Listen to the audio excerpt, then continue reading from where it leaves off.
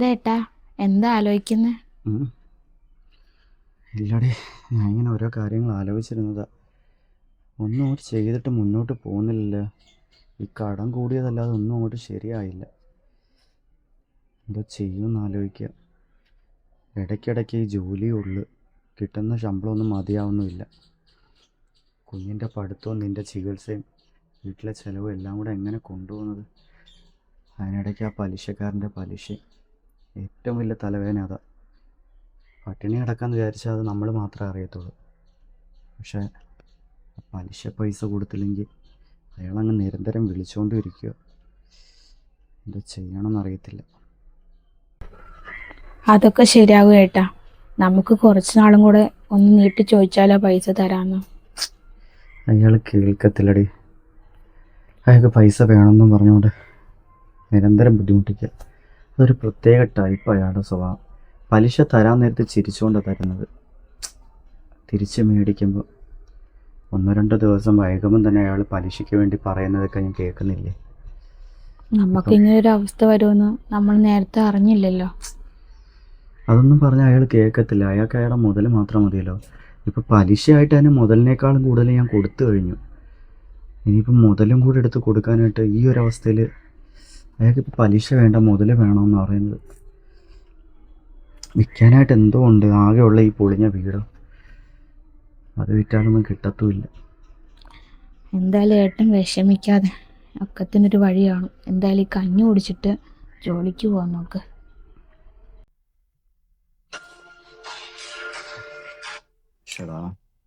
എന്തേട്ടാ കട്ടാക്കിയത്? അയാളാ വിളിക്കുന്നത്. എടുത്ത എന്തോ പറയാനായിട്ടോ. പൈസ വേണമെന്ന് പറഞ്ഞുകൊണ്ട് കിടന്നുണ്ട് ബുദ്ധിമുട്ടിക്കാനുണ്ട്. ഇങ്ങനെ കട്ടാക്കി വിട്ടിട്ടുണ്ട് നാളെ അയാൾ ഈ വീട്ടിൽ കയറി വന്ന് പ്രശ്നം ഉണ്ടാക്കിയെങ്കിലോ? എടി, നിനക്ക് അറിയാൻ വയ്യാത്തോണ്ടാ. അയാളടുത്തൊന്നും പറയാൻ പറ്റത്തില്ല. വഴി വെച്ച് കണ്ടപ്പോൾ തന്നെ എന്റെ കുത്തിനെ കയറി പിടിച്ചിട്ട് പൈസ വേണമെന്ന് പറഞ്ഞു പോയ ആളാ.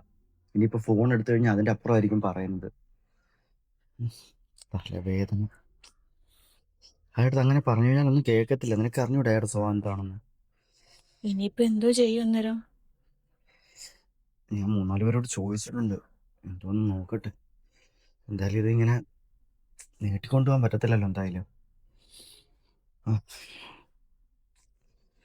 കഴിക്കാം എന്തായാലും.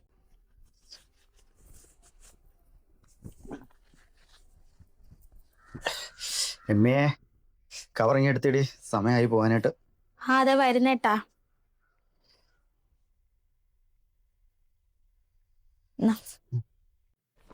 പിന്നെ ചോറും കറിയും വെച്ച് വെച്ചിട്ടുണ്ട്. അതുപോലെ തന്നെ ഗുളികൾ എടുത്ത് കഴിക്കണം സമയത്തിന്. കഴിക്കാതിരിക്കില്ല, അറിയാലോ ഡോക്ടർ പറഞ്ഞത്.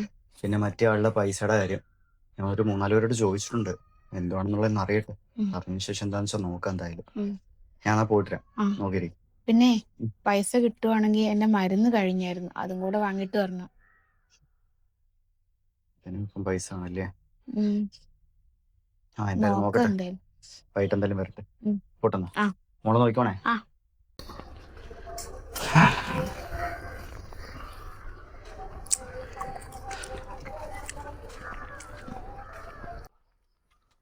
സുനിലെ ഇറങ്ങി വാടാ ഇങ്ങോട്ട്.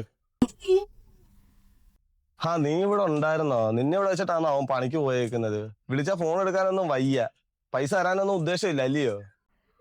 ചേട്ടാ, ഞങ്ങളുടെ അവസ്ഥ അത്രയും മോശമായതുകൊണ്ടാ പൈസ തരാൻ പറ്റാതെ ആയത്. എനിക്ക് സ്ട്രോക്ക് വന്നോണ്ടാ ഇത്രയും വലിയൊരു എമൗണ്ട് ചേട്ടൻ്റെ നിന്ന് മേടിക്കേണ്ടി വന്നത്. ഇപ്പോഴും എനിക്ക് ചികിത്സ നടന്നുകൊണ്ടിരിക്കുക. അത് തന്നെയല്ല, വീട്ടിലത്തെ ചെലവും കാര്യങ്ങളും എല്ലാം ചേട്ടൻ തന്നെ വേണം നോക്കാനായിട്ട്. അതുകൊണ്ടാണ് തരാൻ പറ്റാതെ പോയത്. ചേട്ടൻ 1-2 മാസം കൂടെ നീട്ടി തന്നായിരുന്നെങ്കിൽ ഞങ്ങൾ എന്തായാലും പൈസ അടച്ചു തീർത്തോളാം. ഒന്ന് നീട്ടിത്തരാം, 1 മാസത്തേനും കൂടെ. ഇത്ര നാള് തന്ന അവധിയൊന്നും പോരാ, ഇനി അവധി വേണോന്നാ പറയുന്നത്? അല്ല, പൈസ എങ്ങനെ മോലാക്കണമെന്നൊക്കെ എനിക്കറിയാം. രാത്രിയാകുമ്പോ ഒന്ന് ഒരുങ്ങി നിന്നാ മതി. നിന്റെ ഭർത്താവിന് വലിയ കുഴപ്പമൊന്നും കാണത്തില്ല. ഞാൻ രാത്രിയാകുമ്പോ വരാം കേട്ടോ.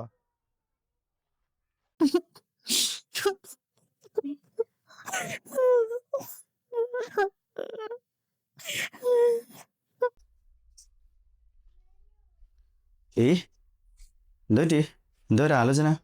ഏട്ടാ, ഇന്ന് പലിശക്കാരൻ ജോർജ് ഇവിടെ വന്നായിരുന്നു. എന്നിട്ട് വളരെ മോശമായിട്ടൊക്കെ സംസാരിച്ചു. രാത്രിയില് വരാന്നൊക്കെ പറഞ്ഞിട്ടാ പോയത്. എന്തിന്? ഇന്നില്ലെന്ന് വിചാരിച്ചിട്ടാ തോന്നുന്നു. ഒന്നും അറിയത്തില്ല.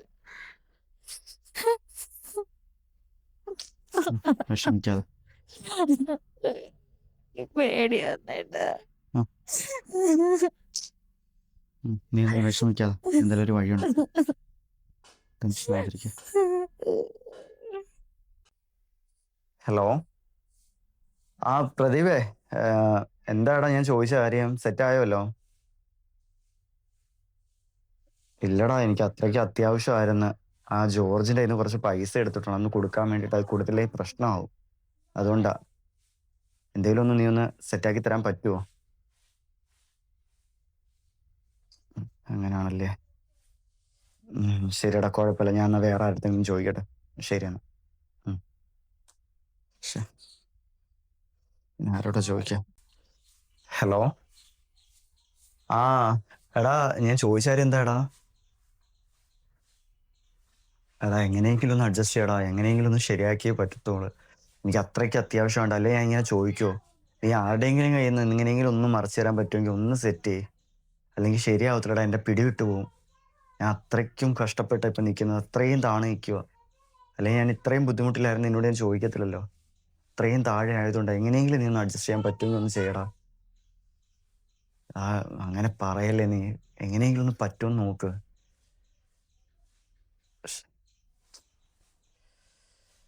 ഇനി ആരോട് പോയി ചോദിക്കുന്നത്?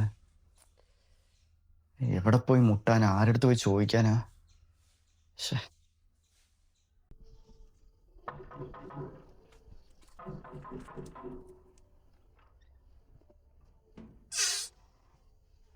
ഓ, അപ്പം നിന്നെ കാണണമെങ്കിൽ രാത്രി വരണം അല്ലേടാ? അല്ലേട്ടാ, ഞാൻ സത്യം പറഞ്ഞാൽ ഇവിടെ ഇല്ലായിരുന്നു. അതാ ഞാൻ ചേട്ടൻ വിളിച്ചപ്പോൾ ഫോൺ എടുക്കായിരുന്നത്. ഇപ്പം ജോലിയും കഴിഞ്ഞോട്ട് വന്ന് കയറിയതേ ഉള്ളൂ. ഞാൻ മാക്സിമം ശ്രമിക്കുന്നുണ്ട്. എന്റെ പൈസ എന്താടാ? 1 വർഷത്തോടെ തരാന്നും പറഞ്ഞ് മേടിച്ചോണ്ട് പോയാ നീ. ഇപ്പൊ കൊല്ലം 3 പലിശ ഇല്ല, മുതലും ഇല്ല. പൈസ എടുക്കടാ നീ. ഓ, അപ്പം നിന്റെ ഭാര്യ വീട്ടിൽ വന്ന് കണ്ട് പറയേണ്ട രീതിയിൽ പറഞ്ഞാൽ നിന്നെ കാണാൻ പറ്റുമല്ലേ? ചേട്ടാ, കുറച്ച് ദിവസം കൂടെ എനിക്കൊന്ന് സമയം തരണം. കൂടിപ്പോൾ 1 മാസം കൂടെ ഞാൻ എങ്ങനെയെങ്കിലും പൈസ അറേഞ്ച് ചെയ്ത് തരാം. ചേട്ടൻ ഈ പൈസ തരാണ്ടെന്നും പറഞ്ഞുകൊണ്ട് ഇങ്ങനെ വീട്ടിൽ വന്ന് പെണ്ണുങ്ങളടുത്തൊക്കെ ഇങ്ങനെ അങ്ങനെ ആവശ്യം പറഞ്ഞു കഴിഞ്ഞാൽ അവൾ സത്യം പറഞ്ഞാൽ നല്ലോണം വരണ്ടു പോയി. ഒന്നാമത് അവൾക്ക് വയ്യാതെയും കൂടി ഇരിക്കുകയല്ലേ. ഞാൻ എങ്ങനെയെങ്കിലും എവിടുന്നെങ്കിലും ആരെയും കൊന്നിട്ടാണെങ്കിലും കട്ടിട്ടാണെങ്കിലും എങ്ങനെയെങ്കിലും ചേട്ടൻ്റെ പൈസ ഞാൻ തിന്ന് ചേർത്തോളാം. എങ്ങനെയെങ്കിലും ദൈവം എനിക്ക് 1 മാസം കൂടെ ഒന്ന് സമയം തരണം. അല്ല, മുതല് നീ പിന്നെ തന്നാലും മതി. പലിശക്കുള്ളത് ഞാൻ ഇപ്പം തന്നെ അങ്ങ് മുതലാക്കാം. പൈസ തന്നു കഴിഞ്ഞാൽ പൈസ ഒന്നും തീരും. വീട്ടിലെ സ്ത്രീകളെ കുറിച്ച് അനാവശ്യം പറഞ്ഞിട്ടല്ലോ. തന്നെ ഇറങ്ങി പോകാൻ നോക്കിയപ്പോ. ഏട്ടാ, ഒന്നും ചെയ്യല്ലേ പ്ലീസ്, ഒന്നും ചെയ്യല്ലേ. പൈസ അകത്തുണ്ടെങ്കിൽ മേടിക്കാൻ ഞങ്ങൾക്ക് അറിയാം. വീടിന്റെ മുറ്റത്ത് വന്നിങ്ങനെ പറയുന്നത് നാണക്കേടുള്ളവനൊക്കെ തരണം. 1 കൊല്ലത്തെ അവധിയെന്നും പറഞ്ഞുകൊണ്ട് മേടിച്ചോണ്ട് പോയില്ലേ? കൊല്ലം 3 പിന്നെന്താ നിനക്കൊക്കെ തരാൻ ബുദ്ധിമുട്ട്? പൈസ ചോദിച്ചു വരുമ്പോ ഒരേ ന്യായങ്ങൾ. മേടിക്കാൻ നേരത്തെ ഇതൊന്നും അല്ലല്ലോ. നാളെ രാവിലെ ഞാൻ വരും. മര്യാദയ്ക്ക് പൈസ തന്നോണം എനിക്ക്, കേട്ടല്ലോ. അമ്മ, എനിക്ക് ഉറക്കം വരുന്നു. അമ്മ ഉറങ്ങാൻ പോയോ? മോള് കഞ്ഞി കുടിച്ചില്ലേ? പോയി കിടന്നുറങ്ങിക്കോ. അമ്മ അച്ഛൻ ഇപ്പൊ വരാട്ടോ. പെട്ടെന്ന് വരണേ. ആ, വരാം. ശരി, എൻ്റെ മുന്നിൽ ഇതല്ലാതെ വേറൊരു വഴിയില്ല. നമുക്ക് ശ്രമിക്കാവുന്നിടത്തോളം നമ്മൾ ശ്രമിച്ച്.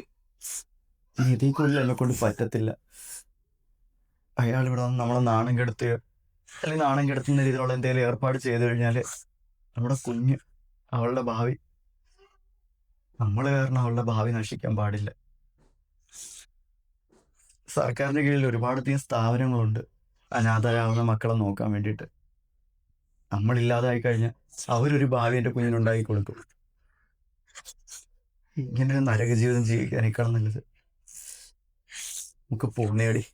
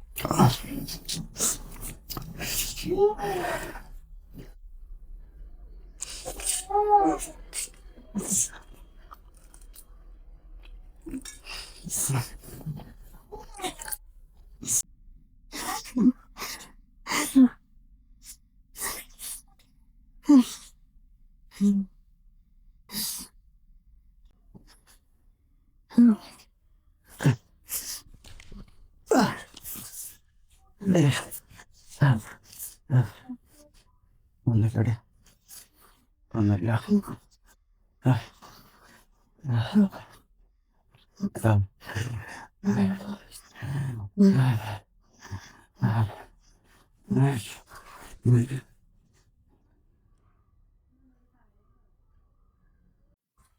അച്ഛ, അമ്മേ, അമ്മ, അച്ഛ, അച്ഛ, അമ്മേ, അച്ഛ, അമ്മേ.